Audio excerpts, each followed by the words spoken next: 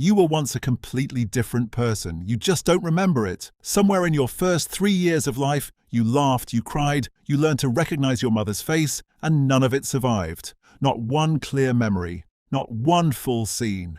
Where did it go? Think about it. You can recall your 10th birthday.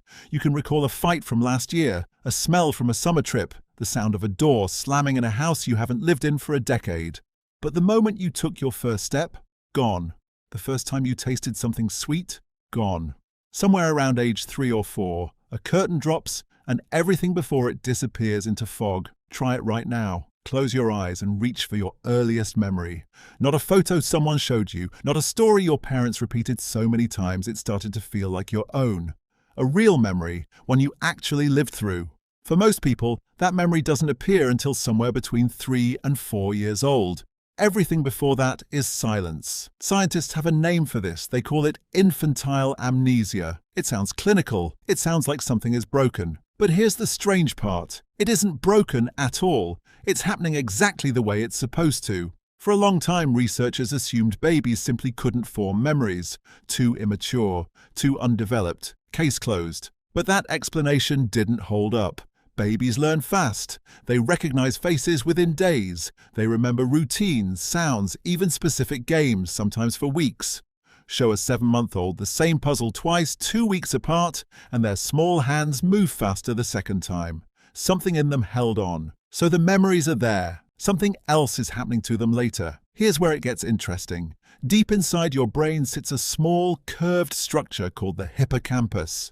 Think of it as your brain's filing clerk. It doesn't create memories exactly. It organizes them. It takes a scattered moment, a face, a smell, a feeling, and stitches them together into a story you can retrieve later. Without it, an experience stays loose, unlabeled, easy to lose. With it, an experience becomes something you can walk back into years later. In a newborn, that filing clerk is still in training. It exists, it's working, but it isn't yet building memories the way an adult brain does. Picture a librarian who has just started the job, surrounded by boxes of unsorted books, doing her best to keep up while new shipments keep arriving faster than she can shelve them. That's your hippocampus in the first years of life. Overwhelmed, understaffed, doing triage instead of archiving. And it isn't just the hippocampus playing catch-up. The connections linking it to the rest of the brain, the pathways that let a memory get retrieved later on command, are still being wired.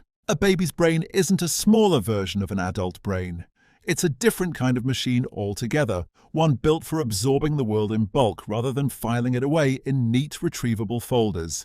And here's the twist almost nobody expects. Your brain isn't just failing to save those early memories. Some researchers now believe it may actually be clearing them out on purpose. Why would evolution do that? Why would it erase the very beginning of your life? Because in those first years, your brain isn't trying to remember, it's trying to build. Picture a construction site instead of a filing cabinet. In infancy, your brain is generating new neurons in the hippocampus at an explosive rate, faster than at almost any other point in your life. Thousands of them every single day. Each new neuron wires itself into the existing network, reaching out, forming connections, competing for space in circuits that already exist. And every time a new connection forms, it can quietly overwrite the fragile pathways holding your earliest memories. The system isn't losing data through carelessness. It's rebuilding the hardware so fast that the early files can't survive the renovation. There's evidence for this outside the lab too. Scientists studying young mice found the same pattern.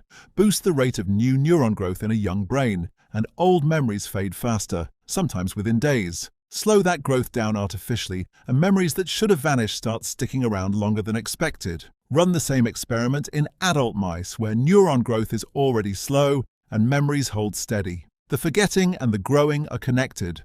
One drives the other. It isn't a coincidence, it's cause and effect.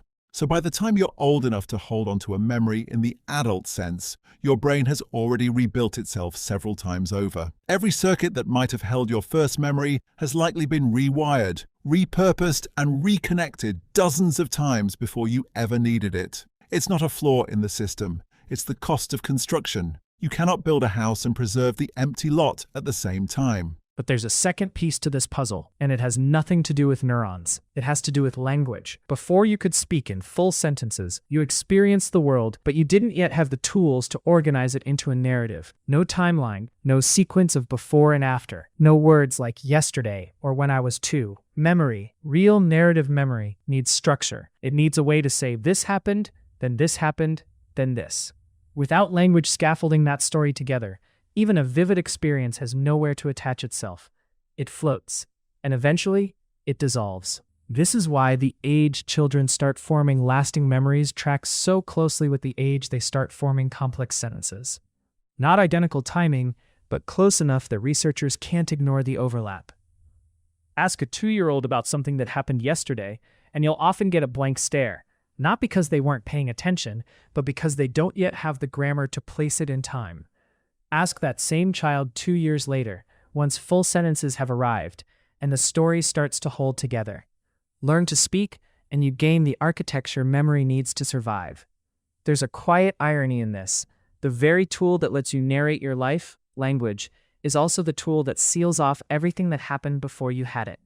Your first years were lived entirely without a narrator, and a life without a narrator, no matter how vivid it was in the moment, leaves nothing behind for the adult version of you to replay.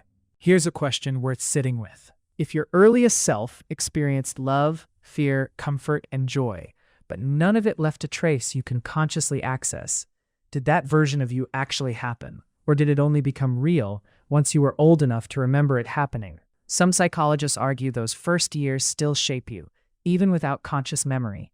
Attachment patterns, comfort with touch, a baseline sense of whether the world is safe or threatening. All of it can form before you have a single retrievable memory of forming it. You are walking around today, carrying the emotional residue of a person you can no longer picture. Think about your own instincts. The way certain voices calm you instantly for no reason you can explain. The way some kinds of silence feel peaceful and others feel wrong. The way a particular kind of closeness makes you relax or tense up before you've even thought about it. Some of that wiring was laid down before you could remember anything at all. You didn't choose it. You didn't consciously learn it. It was installed while the cameras were off. That should feel unsettling. Now, bring this forward, out of infancy, into your life right now. You still have a version of this happening every single day. You just don't notice it. Most of what happens to you gets filtered out before it ever becomes a memory at all. The 500 faces you passed today, the exact words in a conversation you had yesterday, the sensation of your shoes on your feet 3 minutes ago, before you started paying attention to it. Your brain is running the same triage it ran when you were an infant, just on a smaller, quieter scale. It decides moment by moment what's worth keeping and what gets quietly discarded. Think about last Tuesday, an ordinary day. You woke up, you ate something, you spoke to people, you moved through dozens of small decisions and interactions. Try to recall it in detail now. Most of it is already gone, not because the day didn't matter, but because your brain never filed it as worth keeping. This is happening to you constantly, at every age, not just in infancy. You are forgetting your own life in real time, one unremarkable moment at a time, and you rarely even notice the loss. Here's the modern mirror. You assume your memory works like a camera, recording everything and occasionally losing footage. It doesn't. It was never designed to record everything. It was designed to keep you alive and functioning, which means most of your life, even right now, is being erased in real time, not because something is wrong with you, but because remembering everything would bury you under its own weight. A mind that kept every detail would drown in its own archive. Forgetting isn't the enemy of memory. It's the feature that makes memory usable at all. There's something almost generous in that design, once you see it clearly. Your brain didn't abandon your first years out of indifference. It spent them on something more urgent than record-keeping. It spent them learning to walk, learning to recognize the people who loved you, learning which sounds meant safety and which meant danger, learning the shape of the world before it had any obligation to remember doing so. Memory came later because memory wasn't the priority yet. Survival was. Growth was. Becoming a person capable of remembering anything at all, that came first. So the next time you strain to recall your 3rd birthday, or the color of your childhood bedroom, or your father's voice before it changed, stop assuming your memory failed you. It didn't fail. It built you first, and only afterward did it start keeping score. Every memory you do have, starting from around age 4 onward, exists because the foundation was already finished. You are not missing those early years because something went wrong. You are missing them because something went right, quietly, invisibly, before you were old enough to notice it happening. You were once a completely different person. You still don't remember it, but maybe that was never the point. Maybe forgetting was the first thing your brain ever did to make room for who you were about to become.